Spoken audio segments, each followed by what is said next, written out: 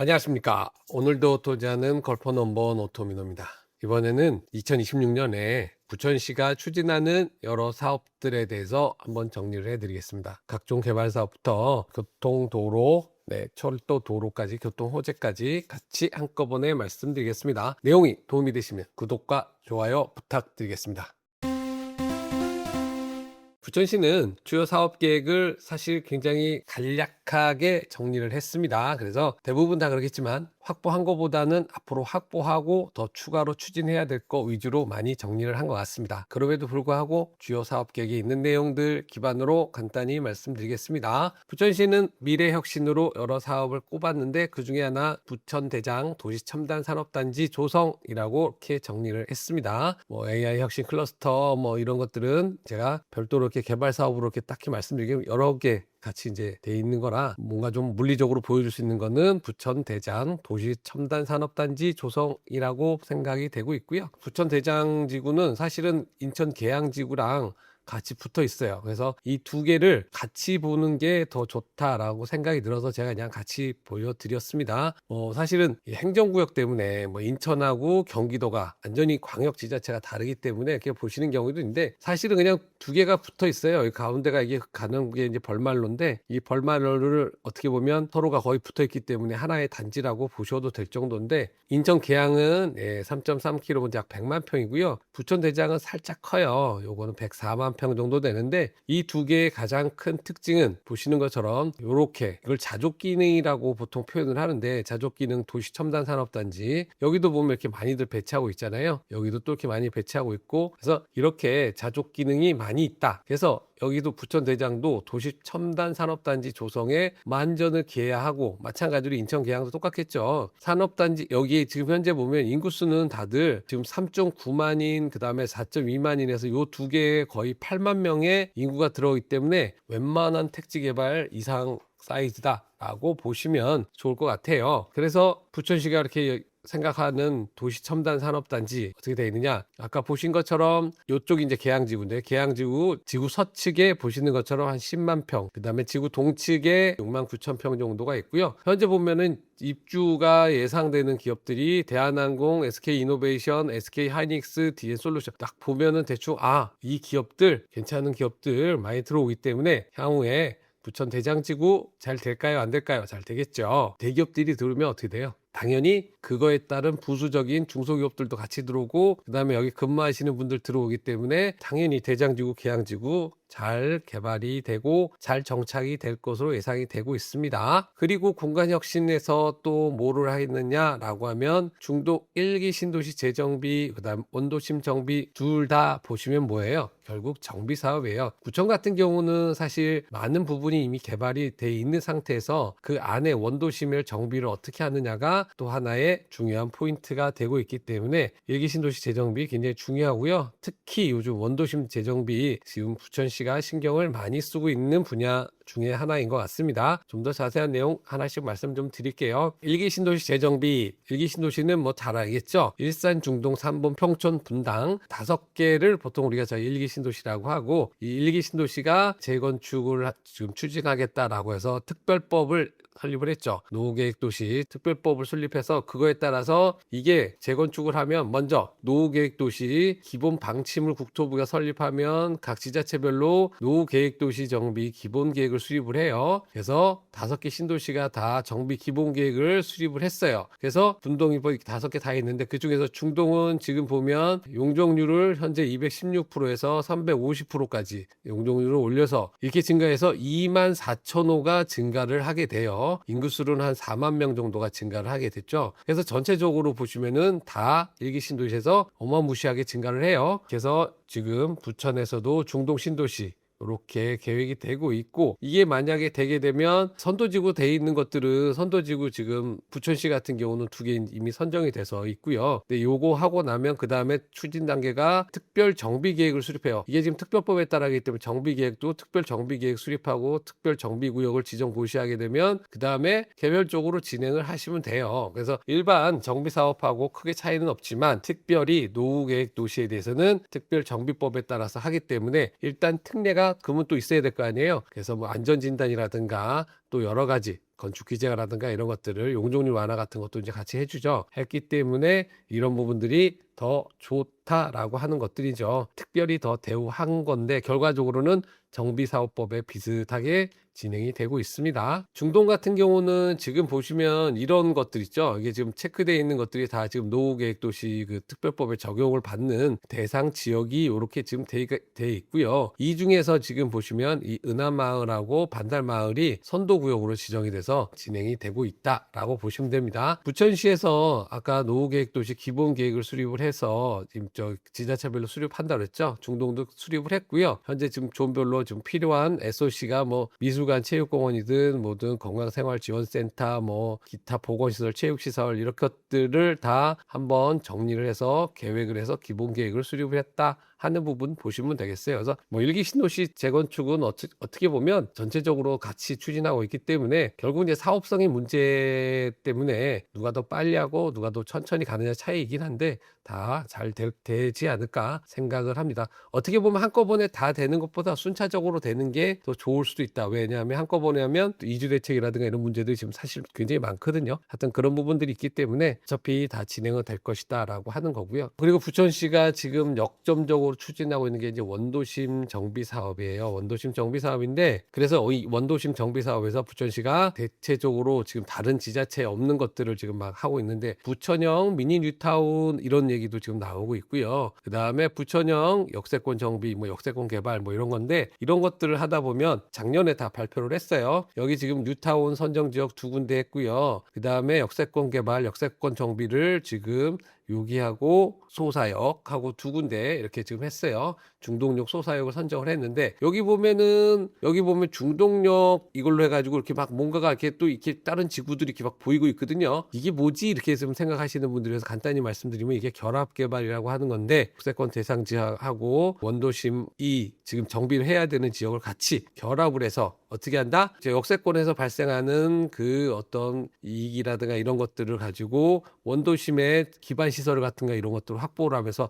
원도심에서는 부족했던 사업성을 역세권 개발을 통해서 그거를 같이 서로 쉐어한다라고 하는 차원에서 결국은 역세권은 역세권대로 고밀 개발을 추진하고 원도심은 원도심대로 정비할 수 있는 그러한 기회를 갖겠다라고 하는 거예요. 구체적인 거 조금 더 말씀드릴게요. 원도심 정비에서 미니 뉴타운을 지금 보시면 미니 뉴타운이 뭐냐, 왜 미니라는 게 들어갔지 하는 것들이죠. 옛날 뉴타운 보통 어떻게 했냐, 50만 제곱미터 이상이면 뉴타운을 할 수 있었다. 근데 지금은 10만 제곱미터 이상이면 뉴타운을 할 수가 있다. 확실히 줄어들었네요. 그런데 왜 이렇게 줄였죠? 부천에서는 과거에 뉴타운들이 있었는데 이게 뉴타운이 잘 진행됐어요? 안 됐어요? 안 됐죠. 면적이 크다 보니까 서로 이것저것 어려웠고 그렇기 때문에 이제 부천시는 그 경험을 바탕으로 어떻게 한다? 작지만 그래도 실현 가능한 뉴타운 계획을 수립하겠다라고 하는 것이 이번에 추진하고 있는 미니 뉴타운이다라고 보시면 돼요. 근데 왜 자꾸 뉴타운을 하죠? 이게 단위 개발로 하면 그 안에서 필요한 것들이 사실 제한적으로밖에 확보가 안 되는데 여러 개, 지금 보시면 여러 개를 같이 하게 되면 이 안에서 공원이든 주차장이든 필요한 것들을 다 확보를 할 수가 있어요. 어느 정도. 이게 물론 예전에 했던 뉴타운처럼 해서 커다랗게 뭐 학교니 뭐니 막 만들던 그거하고는 좀 다르긴 하겠지만 최소한 주거에 필요한 것들은 다 만들어낼 수가 있다라고 하는 차원에서 미니 뉴타운이 굉장히 도움이 된다.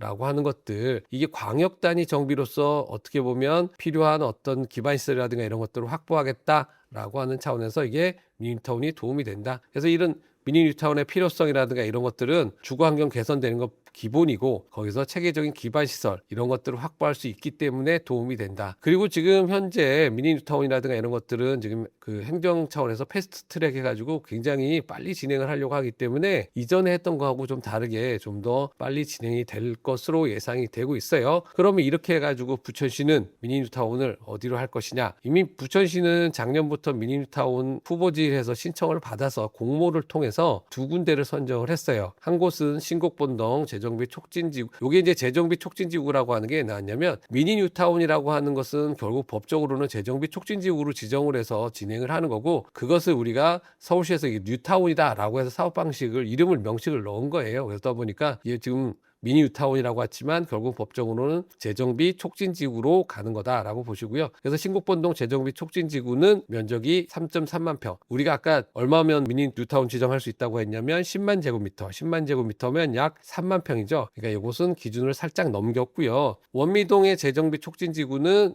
약 5만 평 해서 요거에 대한 재정비 촉진지구를 지정하고 그 계획을 곧 수립을 하겠죠. 그래서 그렇게 진행을 할 것이니까 부천시는 아마도 이전의 뉴타운의 경험을 바탕으로 미니 뉴타운을 더 잘 수행하고 결과적으로는 이런 것들이 성공하면 주변에 이제 미치는 파급 효과들이 있기 때문에 다른 지역도 같이 정비가 원활히 되지 않을까 하는 생각을 해봅니다. 두 번째로는 역세권 정비. 어떻게 보면 역세권 개발이라 할 수 있죠. 아까 말씀드렸던 결국은 결합 개발을 통해서 어떻게 한다? 역세권과 원도심을 같이 결합을 해서 역세권은 역세권대로 고밀 개발 정비를 하고 원도심은 사업성이 없어서 못하던 이런 것들을 같이 엮어서 원도심도 개선을 하면서 결과적으로는 전체적으로 주거 환경을 정비를 하겠다라고 하는 게 이제 부천시의 목표다라고 생각하시면 돼요. 마찬가지로 패스트 트랙으로 빨리빨리 해서 진행이 빨리 될 수 있도록 도와주겠다라고 하는 부분들이 부천시에서 지금 홍보를 하고 있는 그런 내용이다라고 보시면 되겠습니다. 부천시에서 역세권 정비 사업에서 결합은 어떻게 하나요? 라고 아까 결합 말씀을 드렸어요. 결합을 하게 되면 역세권에서 개발을 하면서 역세권은 어떻게 돼요? 고밀 개발을 하면서 사업성을 높이고 그 다음에 원도심은 사업성이 없어서 개발이 안 되던 이 부분을 역세권의 그 사업성이라든가 이런 부분들을 같이 쉐어하면서 원도심도 정비를 하면서 결과적으로는 하나의 구역처럼 개발을 할 수 있다. 그래서 하나의 사업을 추진하기 때문에 개발이 안 되던 원도심도 정비하고 그거를 갖고 역세권은 역세권대로 고밀 개발을 하면서 이거를 더군다나 빨리빨리 패스트 트랙으로 행정당국이 지원을 해준다라고 하는 차원에서 결과적으로는 윈윈 할 수 있는 전략이 된다라고 하는 차원에서 이 역세권 정비 또 결합 개발 이런 부분들은 굉장히 도움이 된다라고 이게 어디서 새로 생긴 건 아니고요. 이미 서울시에서도 결합 개발을 추진을 하고 있어요. 그리고 이미 제도적으로도 개발권 이양, TDR 이런 걸로 해서 얘기들이 많이 나오고 있는데요. 하여튼 부천시가 상당히 이런 어떤 정비 사업에 있어서 선도적 지위를 가지고 있다라고 생각이 들고 있습니다. 그래서 역세권 정비는 어떻게 한다? 아까 말씀을 드린 것처럼 중동역 고밀 역색을 하고 그 다음에 소사역 역세권 개발을 통해서 중동역은 여기서 지금 보시면은 중동역 뉴서울 우성 아파트 1원 그 다음에 여기 송내동 그 다음에 신곡본동 원미동 그리고 원종동까지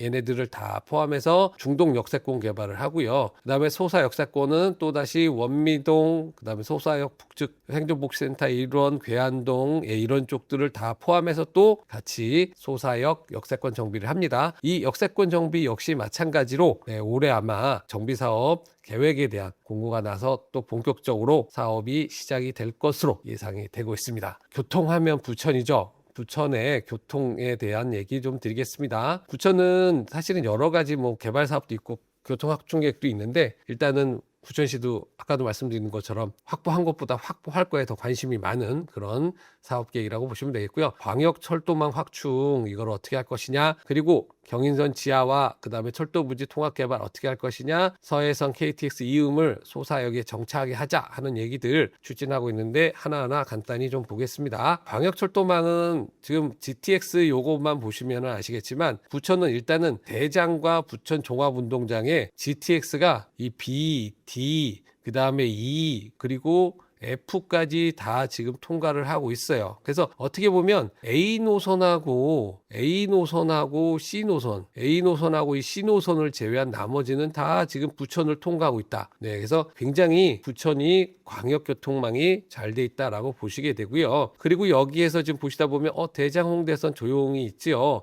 대장 홍대선은 당연히 홍대에서 이 대장 여기가 지금 보시면은 대장역이 대장 신도시 있는 데죠. 이 대장까지 쭉 가는 대장 홍대선까지 현재 지금 여기에 중요한 내용이 되겠고 여기에서 지금 조용히 있는 거 하나가 있어요. 뭐가 있어요? 수도권 서남부선. 이게 뭐지? 라고 이런 게 수도권 서남부선이 뭐지? 또 제2경인선이 뭐지? 이러신 분들 궁금해 하셔야 돼요. 수도권 서남부선이라고 하는 건 이전에 제2경인선이라고 불렸던 것이 새로운 명칭으로 본격적으로 수도권 서남부선 지금 얘기가 되고 있고요. 그럼 제2경인선은 뭐야? 라고 하시는 분들은 제4차 국가교통망 계획에 보면 지금 제2경인선 복합개발이라 가지고 이렇게 신천으로 해서 노은산 해가지고 이렇게 구로로 가는 노선이 있었어요. 그런데 이 노선이 뭐가 문제가 있었다? 원래는 구로 차량기지를 이전을 하면서 이거를 개발하려는데 구로 차량기지 이전이 안 되게 됐어요. 그러다 보니까 이 노선이 불투명해졌는데 그때 또 다른 무슨 노선이 있다? 신구로선이 있었어요. 신구로선. 이 신구로선이 목동부터 시흥대학까지 가는 거였는데 노선이 있었는데 민자 사업자가 요 두 개를 묶어서 청학역부터 이렇게 해서 목동까지 가는 이 노선을 제안을 했어요. 노선을 제안을 했는데 어떻게 될게요? 잘 됐으면 그 다음 얘기가 없었겠죠. 그랬는데 결과적으로는 사업 타당성이 없을 것 같다라고 하는 생각이 드니까 취하를 했어요. 취하를 하고 다시 사업성 검토를 막 하면서 그러다가 어떻게 됐어요? 지금 얼마 전에 날짜 보시면은 25년 12월 말이에요. 이때 정치인들이 여러 정치인 지역 국회의원이고 뭐고 막 여러 명이서 쫙 같이 민자 사업으로 재추진한다라고 발표를 합니다. 예타 다시 신청을 했다 이거예요. 정치인들이 많이 나오면 어떻게 돼요? 그분들은 촉이 굉장히 좋으시잖아요. 그러면 이거는 가능성이 높다 낮다 높겠지요. 해서 이 수도권 서남부 광역철도가 제 생각에는 장기적으로 결국은 어떻게든 타당성을 어느 정도 이제 좀 있다라고 판단이 됐기 때문에 이런 상황이라고 보면 조만간 시작되지 않을까. 그러면 그건 어떻게 선이 생겼나? 지금 보시면은 기존에 있었던 민자선에 지금 이 신림으로 가는 기존의 이 노선이 이게 살짝 어떻게 보면 이 노선까지 이게 Y자 형태로 얘가 꺾어지면서 지금 이제 Y자로 가고 있죠. 결과적으로는 시종점은 거의 같아요. 지금 현재 보면 시종점은 같고 청학에서 목동과 신림을 가는데 이거를 기존에 가다가 이렇게 양쪽으로 가면서 어떻게 보면 타당성을 확보를 하겠다 하는 차원에서 이 노선이 뭐다? 수도권 서남부 광역철도다. 하는 부분입니다. 이거가 왜 그런 부천시에서 이게 왜 나와? 이게 노선이 어디 있어요? 지금 보시면 범박지구, 그 다음에 소사, 온수, 여기 보면 부천 하부가 여기가 아래 걸리죠. 그래서 이게 있으면 이 아래쪽에 이쪽에 부천이 하부가 걸리기 때문에 이게 있으면 어떻게 된다? 당연히 부천시가 좋아지죠. 아까 그 보시면은 남쪽 부분에 수도권 서남부선 걸렸던 거 노선 보실 거예요. 다음은 경인선 지하화 말씀드릴게요. 경인선 지하하고 철도부지 개발은 경인선 지하는 우리가 보통 많이 아시는 것처럼 구로에서 인천까지 가는 전체 27km 역은 21개가 있어요. 물론 이제 이 속에서 인천권은 어디 거고 여기 부천권 어디까야? 그럼 뭐 여기서부터는 인천이고 이 역곡부터 여기가 부천이에요. 또 이렇게 뭐 얘기하면은 또 서로 그러는데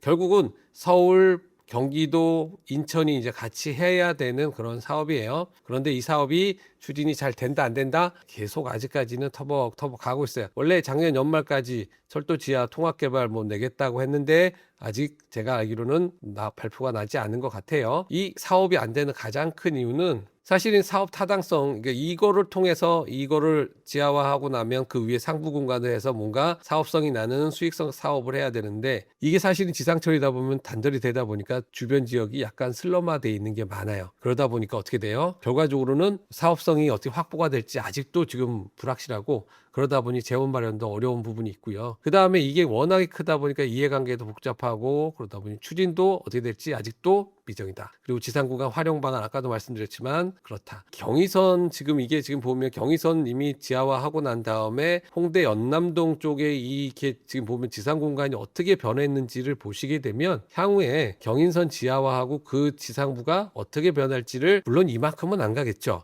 하지만 이렇게 활성화된다라고 하는 차원에서는 어느 정도 상상을 할 수 있지 않을까 하는 생각을 해봅니다. 그러면 이렇게 되면 요거는 지금 제가 이제 어떤 예시를 보여드릴까 하고 찾아봤는데 지금 이제 경부선 입체 공간 이거 보면은 이제 최근에 이제 안산에 이제 지금 철도 지하화 선도지구가 됐잖아요. 그거에 대한 예시 도면인 것 같습니다. 근데 여기서 보시면은 지하화하고 지상 공간을 이렇게 사용하면서 여기다가 보면 지상 공간을 또 이제 개발을 했죠. 그래서 이렇게 개발을 할 수가 있는 거고 이 철도의 상부 입체 공간을 이렇게 보행축으로도 사용할 수 있고 그리고 이렇게 수변이라든가 연결이라든가 전체적으로 이렇게 전체적인 어떤 경관이라든가 어떤 도시의 연결성 이런 것들이 다 회복이 되는 이러한 변화가 있을 수 있다라고 하는 차원에서 앞으로 미래의 경인선 지하화가 잘 되기를 바라봅니다. 부천도 당연히 거기 혜택을 받겠죠. 그리고 아까 말씀드렸던 서해선에 KTX 이음을 소사역을 정차를 하게 하자라고 하는 거는 이미 뭐 서명운동해서 12만 명 이상 서명운동에 참여를 했어요. 그럼 이게 뭐 안 되는 얘기를 하는 거냐. 사실 KTX 이음은 대곡에서 지금 홍석까지 이제 운행을 할 예정인데요. 지금 정차역 예정이 김포공항, 대곡에서 김포공항 뭐 한 9.2km래요. 그리고 나서 초지, 화성, 시청, 향남, 안중 이렇게 해서 쭉 가는데 김포공항 저희가 중간에 이제 소사가 여기 있는데 김포공항에서 초지까지가 28km예요. 근데 여기가 보면 되게 다른 것들은 보면 16, 11, 19, 17, 8 뭐 이렇게 되잖아요. 대충 10km 이상이면 이게 쓸 수가 있는데 그럼 김포공항에서 소사까지 거리가 얼마만큼이냐 대보면 대충 한 10km 돼요. 그러면 이게 10km 정도 떨어져 있으면 거리상은 특별히 문제가 없는 거 아닌가 하는 생각이 들어요. 10km면은 일단 거리상은 문제가 안 될 것 같고 그러면 이용객이 적은가? 사실 한국철도연구원에서 나온 자료에 2030년 수송교통이 대곡은 1249명, 초지 같은 경우 지금 1548명이에요. 소사는 얼마였냐? 네, 2836명. 거의 2배 가까운데 근데 왜 소사는 안 서지? 이런 합리적인 생각이 든다. 그러면 소사에 KTX 이음을 쓸까요? 안 쓸까요? 가능성이 꽤 있지 않을까 조심스럽게 해봅니다. 오늘은 제가 2026년 부천시가 추진하는 주요 사업들에 대해서 한번 좀 정리를 좀 해드렸고요. 내용이 도움이 되시면 구독과 좋아요 부탁드리겠습니다. 감사합니다.